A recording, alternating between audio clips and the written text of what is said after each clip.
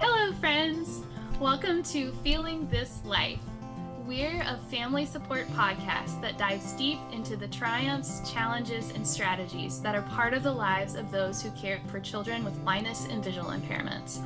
I'm Paige Maynard, and I'm an early interventionist and teacher of the visually impaired at VIPS, Visually Impaired Preschool Services. And I'm Dr. Cathy Smith, Director of Research at Anchor Center for Blind Children in Denver, Colorado. I'm jcastenir. I am the Family Services Coordinator at VIPS, and my youngest child has a visual impairment.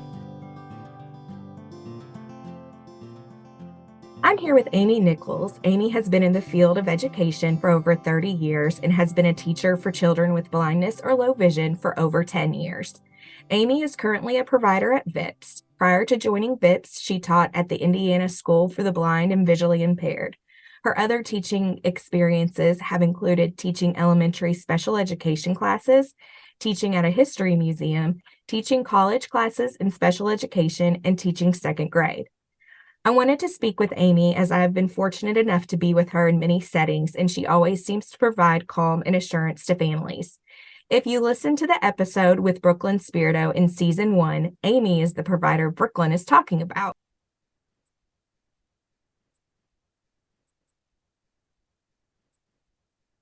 I've heard from so many families that you help them see their child in a different light. What would you say to parents who are feeling overwhelmed and scared about the future?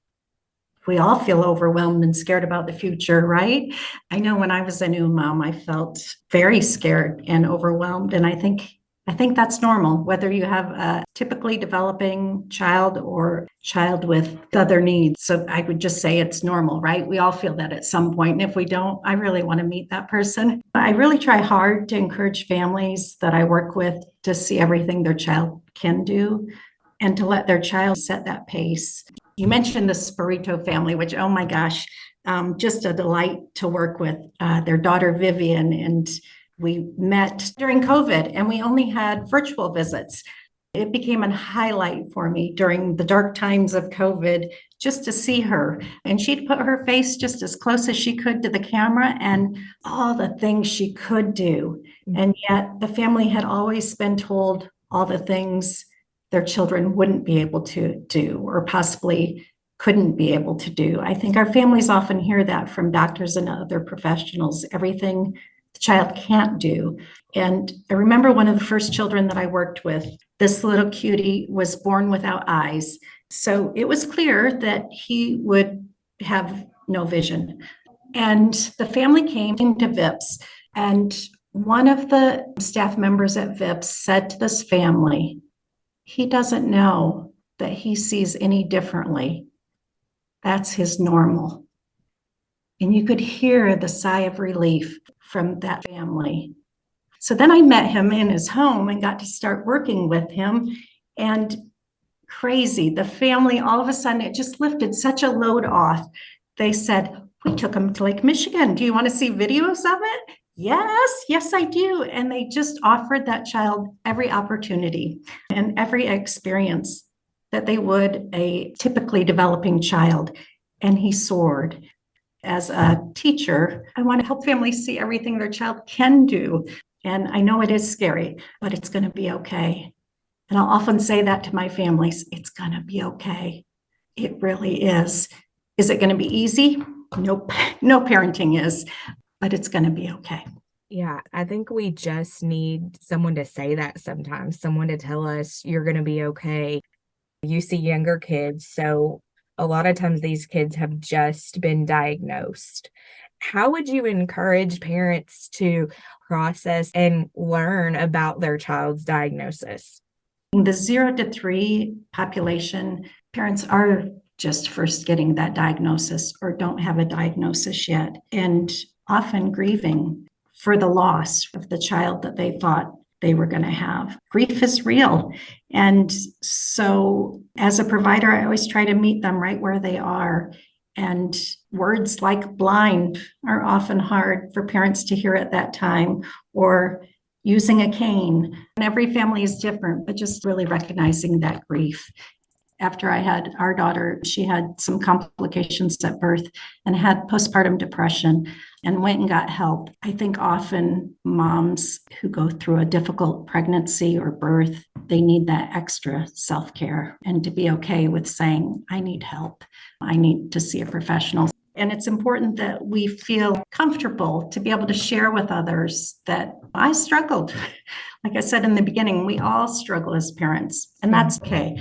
I often will try and team up a family with another family so they can be family to family, mom to mom, parent to parent, just making that connection with a family that's a little further down the road. And then there's different resource groups out there, Facebook groups, Perkins CVI Now group that's geared towards families with children with CVI, just a wealth of information. There's books, there's websites, there's so much available nowadays. But finding that connection that's going to help you better understand the diagnosis. I know that each child is different.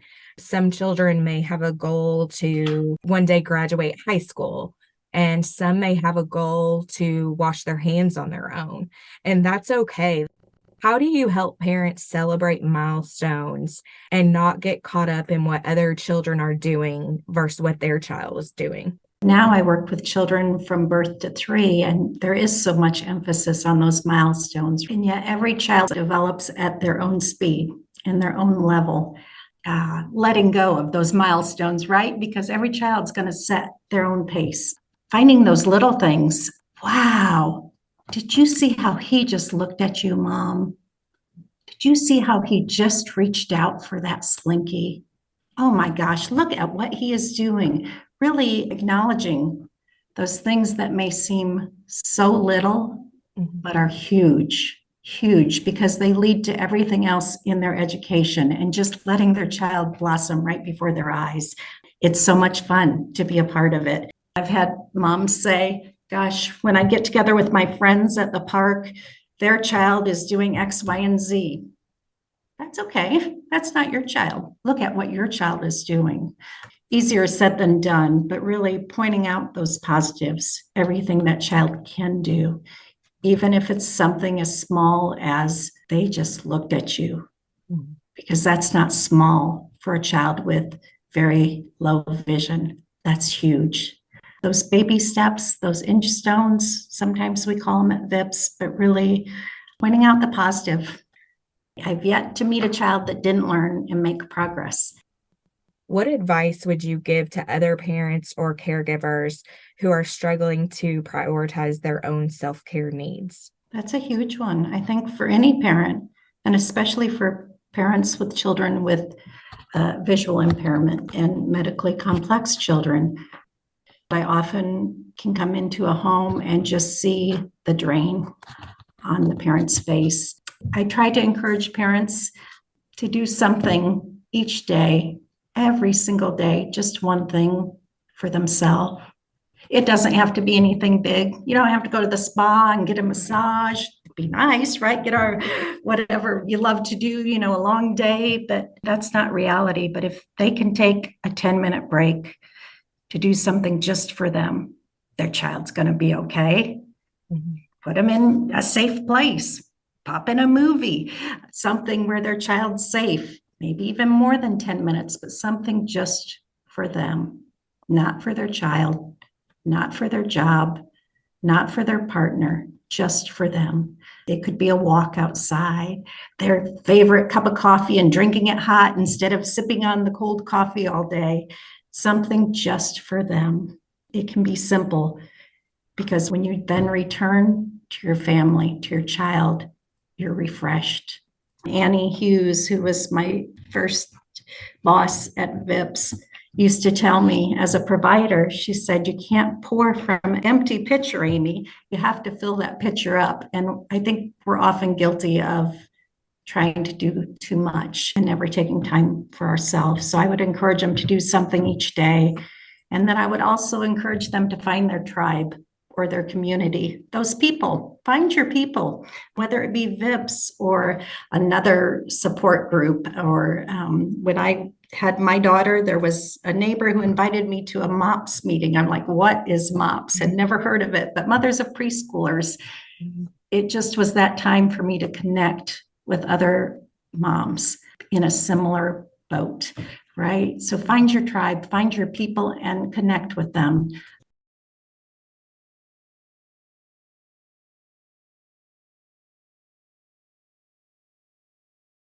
I loved hearing what Amy had to say. I know Amy personally, and I seriously could just talk to Amy all day because I feel like she is just one of the most encouraging and warm people that I know. And I think it's so good to hear some of the things that she shared around seeing everything that your child can do and celebrating those things as part of your self-care. And it actually reminded me of something with one of my families that I work with recently that happened in one of our visits. And what happened is I have this little girl who has multiple challenges, including visual impairment. And her family was talking about the ways that she indicates her interest. And they're different, maybe, than how her twin sister indicates interest. And so somebody might kind of originally think, like, oh, well, she can't share what she's interested in because of her motor differences. But mom talked about how I know every time that she's interested, she lifts her arm. And to be able to celebrate that and respond to that, I just thought was really cool to me.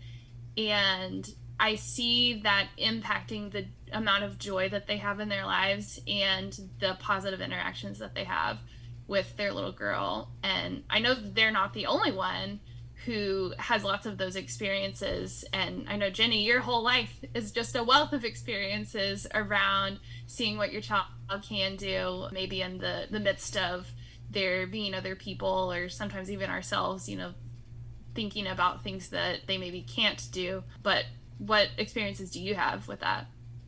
Yeah, I think, like you said, I love how encouraging Amy is. I think that forever I'll hear her in the back of my head, but look what she can do. Look what you can do for not only Hannah, but my other kids and me. Like, it's just so, like, not focusing on that negative. I think for us, the big one right now is she'll never drive a car. And that's what everyone always says to us. And I always am like, don't say it to her. Like, we're not there yet. Like, we're not going to jump ahead that far. But they also said she wouldn't ride a bike, and she rides her bike. I personally didn't think that she would ever be able to play outside without one of us there. Um, just a lot of like processing lights, transitioning from different surfaces.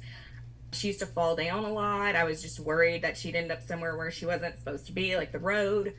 We started to use like the big orange cones and put them like on the line between the grass and the driveway so that she would start to remember and like get a heads up of where that line was. And I tried to not worry and pick her up every time she fell and all of that. But she did eventually learn where it is, and she plays outside all the time now. I mean, normally with her sisters, but she could play outside alone if she wanted to. And that's something that I didn't think was possible.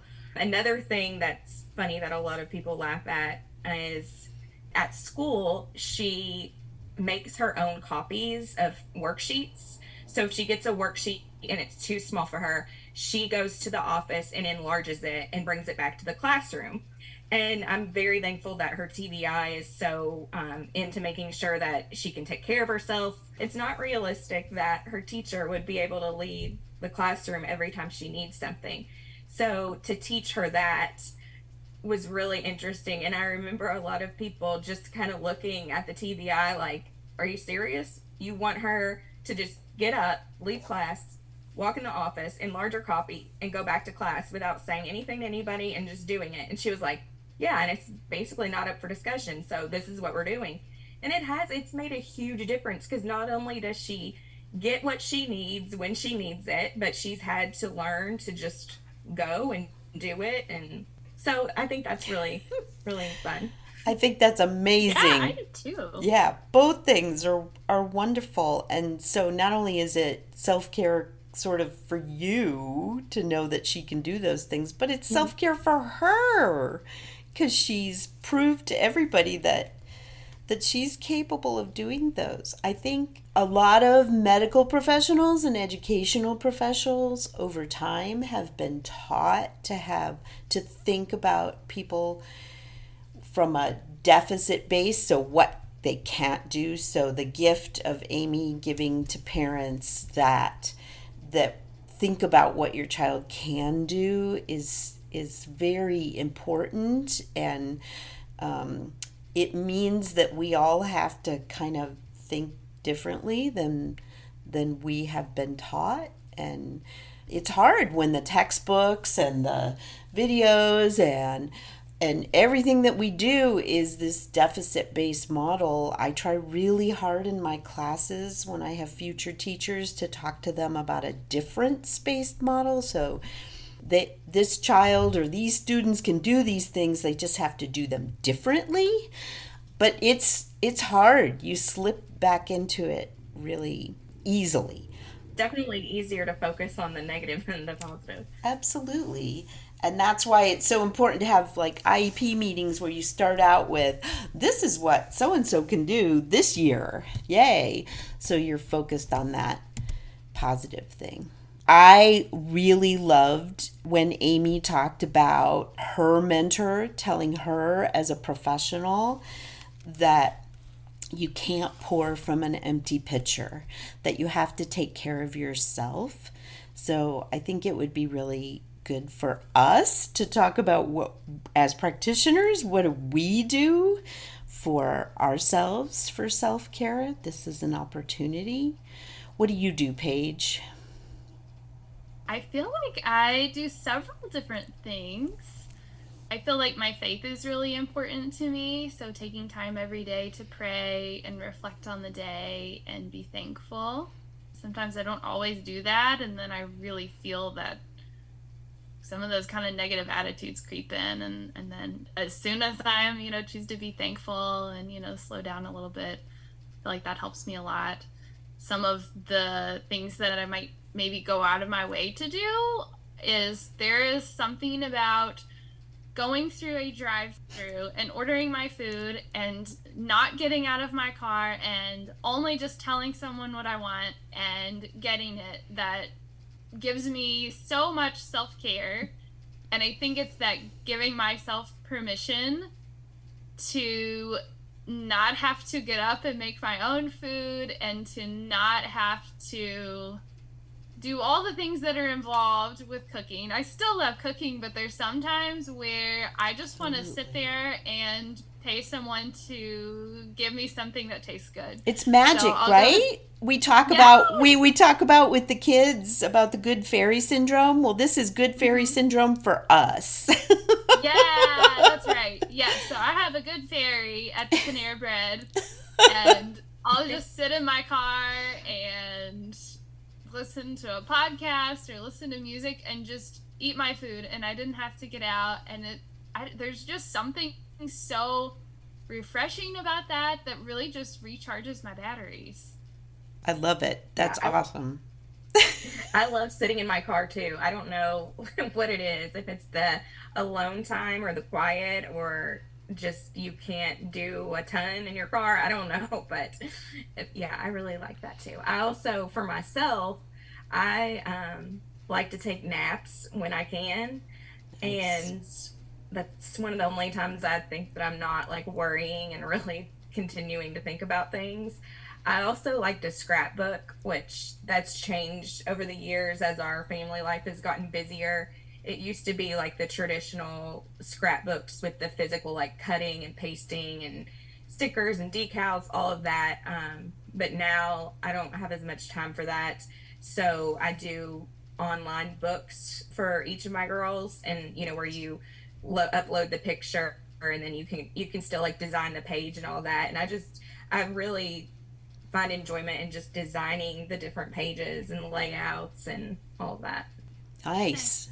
I love that you can do it, that you've just like adapted your self-care. So it's easier, but you still get the creative part of it, and you still get the organizing part of it, and you still get a result. So that's awesome. Cathy, what about you? What do you like to do for self-care? So since I was 13 years old, I have done handwork, so embroidery, cross stitch, little sewing projects, and I've always done it a little bit, but in the last couple of years, I've realized that I'm a terrible workaholic and that I need to not do that. So there comes a time during the day when I just stop and say, I've done all I'm going to do today, and I will either go out and just sew, or I can sew while there's TV on, or some nights I'm just too tired. My eyes are tired and I can't do it anymore. But I absolutely give myself permission to spend that time just doing that. And, it's not a gift or it's not a project. It's just because I enjoy doing it. I also I've started doing some yoga, which makes me feel good. And I know Paige does too, but Paige is much better at it than I am. But it makes me feel physically makes me feel better. Like I'm not from sitting in the chair all day. So stretching out and it's meditative too. So it's a good Yeah, thing. it's a good time to just kind of quiet yourself down and be thankful for the body that you're in and be thankful for the ways that you're able to move and be thankful just for breathing, just taking a breath, the most simple self-care, breathing in and out and just being thankful for that. I think that's one thing I like about yoga too. Yeah, Jenny, I love that you brought up taking a nap because that's incredibly, they say that sleep is the most important thing for you to focus and so many people don't sleep well. I always do a question when I have new classes. I say, what would you do if you didn't have to sleep? Because I'm just trying to get a sense of what do people like to do and what are they about as people. And this year, over half of my students said they would still sleep. So that they like to sleep.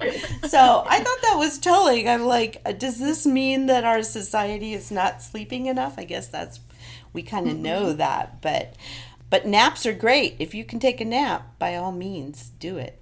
Definitely. So this has been interesting, and we've learned about each other a little bit. So we've given you some ideas. Is there anything else that anybody wants to share that hits the self-care mark for our group? And thank you to Amy for helping us to think about how it's important to do self-care in all areas and to think positively about what kids can do. I think listening to Amy is self-care for me. Yeah. She's just so relaxing. I could just talk to her all the time. That's right. So she's our people, right? Yeah. She understands what we do, and she even said that parents need to find their people. So it is self-care for us. You're absolutely right. Thank you, ladies, so much for talking with me today, and I feel like both of you guys are becoming my people, and hopefully for you listeners, we are becoming your people, and we wish you good self-care and all of the things that encompasses for you. Thank you so much for listening to Feeling This Life. Did you know that this podcast is actually part of a research study? By filling out the survey in the show notes, you can help our community learn more about how podcasts impact those who care for children who are blind and visually impaired. So please take a look when you're able. Also, if you'd like to support us in making more episodes of Feeling This Life, look for the donation link in the show notes. The show notes also include links to resources related to today's episode and ways to get in contact with us. Please join us again next time for another episode of Feeling This Life.